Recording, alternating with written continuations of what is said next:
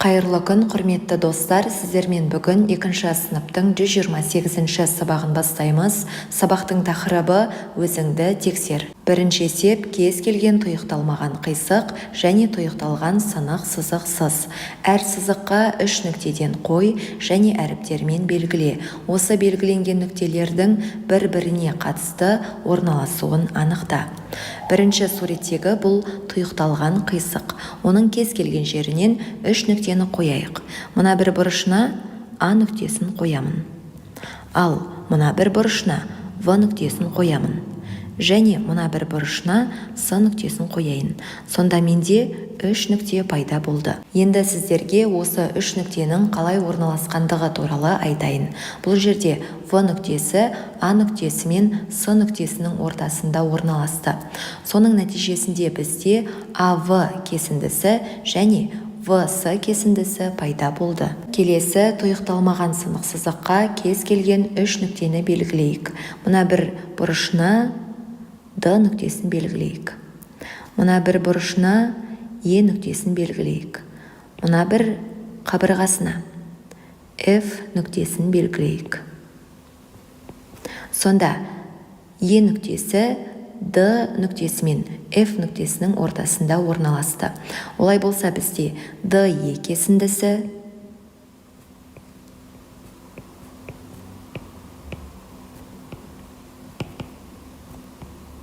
және EF кесіндісі пайда болды.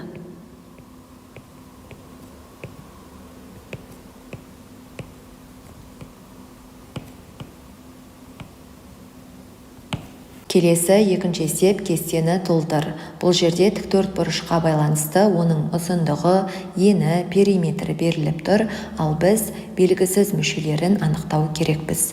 Олай болса, бірінші тіктөртбұрышта оның периметрі белгілі болып тұр, ұзындығы белгілі болып тұр, ал біз енін анықтау керекпіз. Олай болса, периметрі 20 сантиметрге тең екен. Ал ұзындығы 7 сантиметрге тең. Ал бізге енін анықтау керек. Қанша сантиметр? Бізде тіктөртбұрыштың периметрін анықтайтын формула бар. Ол үшін екі қабырғасын қосып, оны 2-ге көбейту керек. Бірақ бізде В деген ені белгісіз болып тұр.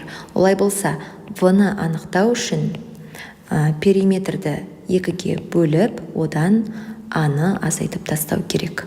Олай болса, тең болады, периметр бізде 20 сантиметр, оны 2-ге бөлемізде, одан 7 сантиметрді азайту керек. Олай болса, 20-ны 2-ге бөлсем 10 болады, оннан 7-ні азайтатын болсам 3 сантиметр болады. Сонда ені 3 сантиметр екен. Енді келесі тіктөртбұрышқа байланысты оның периметрі белгісіз болып тұр, бірақ ұзындығы мен ені белгілі. Олай болса, ұзындығы 4 дециметр. Ал ені 2 дециметр.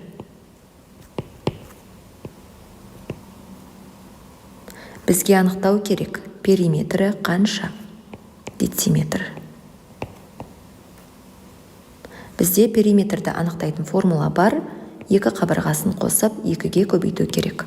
Олай болса, периметрді анықтау үшін 4 дециметрге 2 дециметрді қосамын да, оны 2-ге көбейтемін. Олай болса, 6 дециметрді 2-ге көбейту керек, сонда периметрі 12 дециметр болады.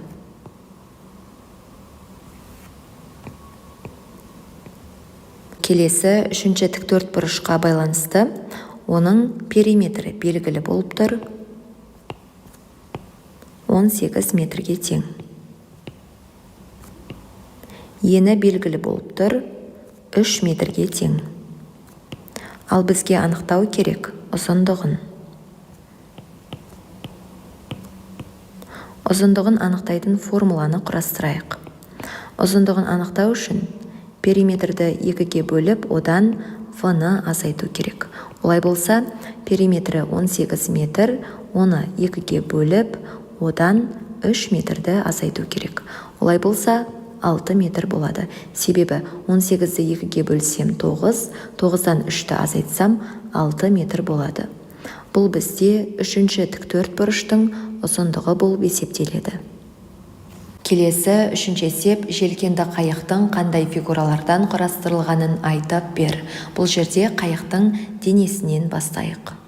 Мынау бізде қайықтың денесі болып есептеледі, оның 4 бұрышы болады. Бірінші бұрышы, екінші бұрышы, үшінші бұрышы және 4-ші бұрышы. Олай болса, бұл бізде 4 бұрыш фигурасы екен.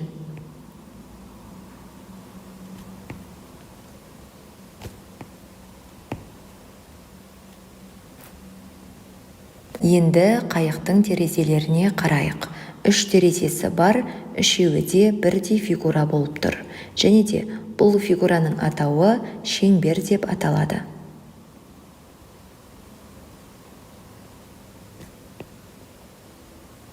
Енді желкеніне байланысты. Желкенін көтеретін бізде түзу сызық бар. Олай болса, бізде түзу де бар екен.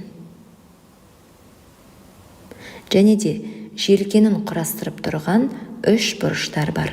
Бірінші 3 бұрыш, екінші 3 бұрыш, және де ең төбесінде жалауы бар. Жалауы да 3 бұрыш болып тұр. Олардың қандай фигура екендігін білдік, 3 бұрыш екен.